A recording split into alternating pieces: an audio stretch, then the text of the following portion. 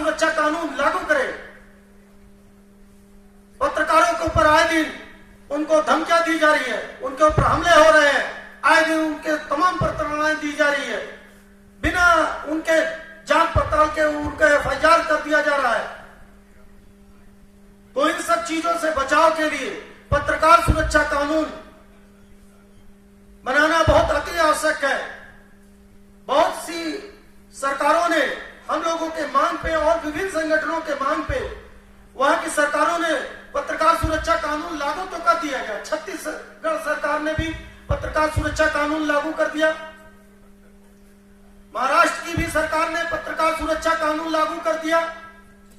मध्य प्रदेश की सरकार ने भी पत्रकार सुरक्षा कानून लागू कर दिया। लेकिन वो एक सब छलावा है। अधिकारियों को उस एक्ट के बारे में, पत्रकार सुरक्षा कानून में कितने एक्ट है, क्या उसमें मतलब विस्तार से उनको कोई ट्रेनिंग नहीं दी गई, उसका क्रियान्वयन नहीं किया गया। सिर्फ नाम मात्र के लिए कानून पास कर दिया गया कि आपके लिए कि पत्रकार सुरक्षा कानून लागू कर दिया गया, लेकिन उसका कहीं से भी कोई क्रियान्वयन नहीं है। मैं खुद गया था महाराष्ट्र के जालना में एक पत्रकार की समस्या को लेके, और जब ये मांग की गई कि आप पत्रकार सुरक्षा कानून के एक्ट के इस मामले को जो है लागू करते हुए उस एक्ट के तहत आप मुकदमा पंजीकृत किया जाए, तो उन्होंने कहा मैं इस कानून के बारे में अभी जानता ही नहीं हूं, आप हमको बताइए। मैंने कहा आप अधिकारी हैं और आपको ट्रेनिंग मैं दूंगा। सरकार का काम है। सरकार ने जो अगर कानून बनाया है तो उस सरकार को चाहिए था कि आप लोगों को पूरा उस कानून का विस्तार से, उसका क्या कानून के अंदर क्या प्रावधान बनाया गया है, क्या एक्ट बनाया गया है, आपको उसकी बाकायदे ट्रेनिंग देनी जानी चाहिए। उस एक्ट के तहत तभी तो आप जो है पत्रकारों के खिलाफ उत्पीड़न और उसकी जो भी समस्याएं हैं पत्रकारों की, तभी तो उसके बारे में जो है आप लिख सकते हैं और एफआईआर से लेके जो भी उसकी मामले हैं। जब आपको जानकारी नहीं है तो आप कैसे इसके बारे में, इस एक्ट के बारे में, इस एक्ट के माध्यम से एफआईआर दर्ज करेंगे? तो हमारी केंद्र सरकार से मांग है, हमारी राज्य सरकारों से मांग नहीं है। केंद्र सरकार से मांग है, हमारे पूर्व केंद्रीय मंत्री है। लेकिन इसका मैं इस मंच के माध्यम से कहना चाहता हूं, सत्ता परिवर्तन होता रहता है। आप भी संचार के पूर्व के गृह राज्य मंत्री रहे हैं, इसके साथ साथ सूचना और जनसंपर्क मंत्री भी रहे हैं, आपने संचार मंत्री भी रहे हैं। आपने अभी बताया भी कि हमारे रिज्यूम में प्रसार भारती के कुछ अधिनियम हम लोगों ने उसमें बनाए थे, उसमें कुछ सिफारिशों को मैंने मंजूरी भी दिया था। तो आप पहले थे, लेकिन हमारी शुभकामनाएं है, हो सकता है आप फिर से आपकी सरकार आ जाए भारत में, और आप जब केंद्र में मंत्री बने तो हम पत्रकारों के लिए, हमारे इन सब गरीब पत्रकार भाइयों के लिए जो सबसे ज्यादा उपेक्षित है, कहने को तो हम पत्रकार हैं, हम अपनी लेखनी के माध्यम से इस अपने सब तमाम दुख सहते हुए तमाम गरीबों मजलूमों और की हक की आवाज को हम अपनी लेखनी के माध्यम से लिखते हैं। लेकिन आज ये कहने का एक विषय है कि हमारी खुद की बातों को कहीं कोई मंच नहीं मिलता है, कोई मंत्री, कोई विधायक हमारी कलम से हम उनको हाईलाइट करते हैं, उनको जो है प्रसारित करते हैं, उनको प्रचारित करते हैं, उनके वक्तव्यों को, उनकी संदेशों को आम जनमानस में पहुंचाते हैं। लेकिन जब वो मंत्री और विधायक, ये दुख के साथ कहना पड़ता है, जब सत्ता में आ जाते हैं तो हम पत्रकार भाइयों को ही भूल जाते हैं। लेकिन मेरी ये मांग है कि आदरणीय हमारे पूर्व गृह राज्य मंत्री जी सुबोध कांसाय जी, मेरा इनसे बहुत पुराना संबंध है। जब मैं बहुत युवा अवस्था में, मैं पत्रकार भी नहीं था, तब मेरी इनकी मुलाकात हुई थी। आज 25 साल बाद मेरी इनसे मुलाकात हुई है। मैं गोरखपुर में पहली बार 25 साल पहले मिला था और मेरी कुल पत्रकारिता 23 साल है। मैं ये आपसे फिर विनम्र आग्रह करना चाहता हूं कि अगर कभी जब भी आप सत्ता में आते हैं, नहीं भी आते हैं, तो कहीं भी किसी भी माध्यम से हमारे पत्रकार भाई आप तक जाते हैं, अगर कोई भी समस्या लेके जाते हैं तो उस पर गंभीरता से विचार करिए। तमाम प्लेटफॉर्म है। कांग्रेस के खासतौर से मेरा एक विनम्र निवेदन है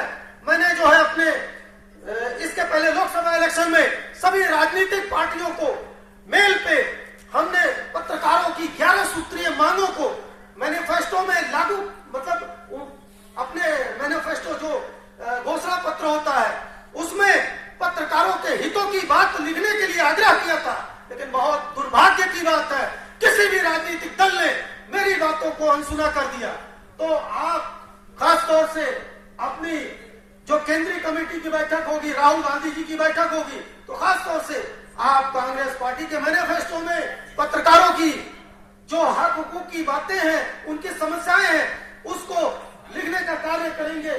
क्योंकि घोषणा पत्र में जो बातें लिख दी जाती है, वही बातें सरकार जब बन जाती है तो उस पे उसका क्रियान्वयन करने की कोशिश करती है। यह मेरा बहुत विनम्र आग्रह है आपसे। इसके साथ साथ देखिए, समस्याएं बहुत सी है। मैंने ये मुख्य बिंदु आपको बताया कि जो सरकार बनती है, बहुत भाषण देती है, पत्रकारों के बारे में बहुत सी बातें कहती है, लेकिन जब उनकी सरकार आती है, कोई नियम अधिनियम बनाना है, कोई आयोग बनाना है, कोई कमीशन बनाना है, सिफारिश से जाती है, लेकिन वो लागू नहीं करती है, वो सब ठंडे बस्ते में चली जाती है।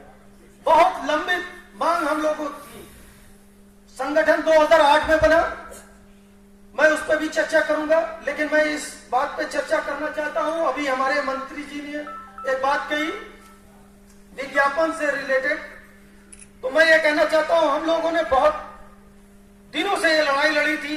अभी केंद्र सरकार ने 14% विज्ञापन में बढ़ोतरी की है, काफी लंबी लड़ाई के बाद।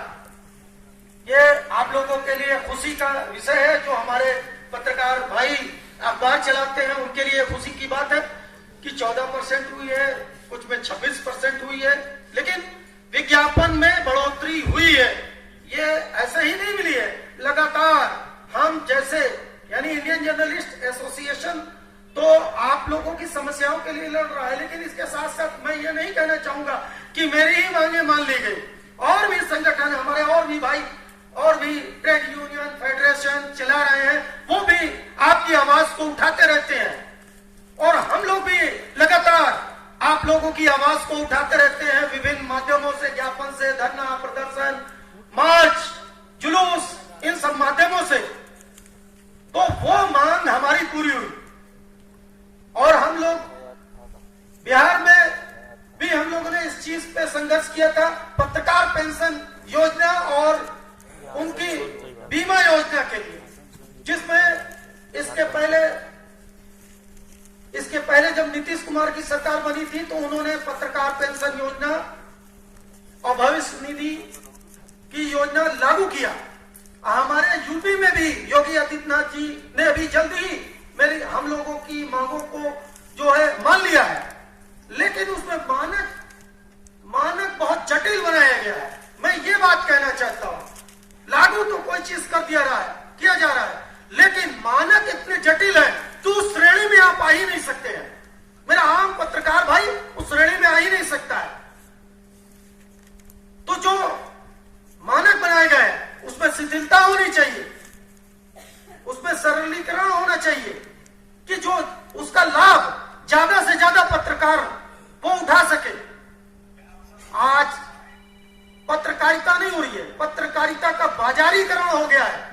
कॉर्पोरेट मीडिया निर्धारित करता है कि आपकी लिखी हुई खबरों को हेडलाइन कौन होगा, कॉलम किस कॉलम में आपकी खबर छपेगी, किस पेज पे छपेगी कि नहीं छपेगी, माइनेज हो जाएगी।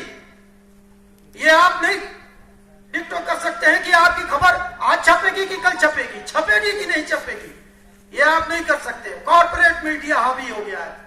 कॉर्पोरेट मीडिया पे भी हम लोग को रोक लगाने की आवश्यकता है।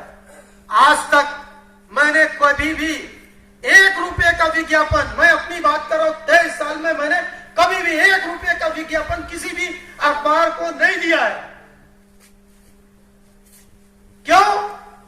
इसलिए नहीं दिया है, ये ऊपर वाले का करम है कि मेरी लेखनी मजबूत है, मैं लिखूंगा और छपेगी खबर। एक नहीं छापेगा, दूसरा छापेगा, दूसरा नहीं छापेगा, तीसरा छापेगा। लेकिन हम विज्ञापन देकर किसी अखबार को पोषित करेंगे और फिर वो मेरी खबर छापेगा, मैं ऐसा कदाचित, मैं उस जैसे ऐसे अखबारों में कार्य ही नहीं करता। मैंने अपनी बातें कही। तो मैंने आपको एक चीज बताया कि आज पत्रकारिता का बाजारीकरण हो गया है, उसका विरोध हमको करना चाहिए। हमको को ये कोशिश करनी चाहिए कि जो मैं खबर दे रहा हूं, मेरी खबर, मेरी हेडलाइन, मेरी मेहनत वो रंग लाए, वो खुलासे हो। जो मैं संदेश देना चाहता हूं आम जनमानस को, सरकार को प्रभावित करना चाहता हूं, सरकार की योजनाओं से जनता को लाभान्वित करना चाहता हूं, वो मेरी बातें मेरी लेखनी के माध्यम से वो छपे। हम खबर देते हैं, उसकी हेडलाइन चेंज कर दी जाती है, उसके कुछ अंश काट दिए जाते हैं। ऐसा क्यों हो रहा है? ये हमारी भी कमजोरी है, ये हमको समझने की जरूरत है। क्या ऐसा क्यों हो रहा है? ये सिर्फ क्षेत्रीय पत्रकारों की बात नहीं है। मैं राज्य स्तर के गुलफराज साहब से भी मैं कहना चाहता हूं, ये रांची के वरिष्ठ पत्रकार हैं,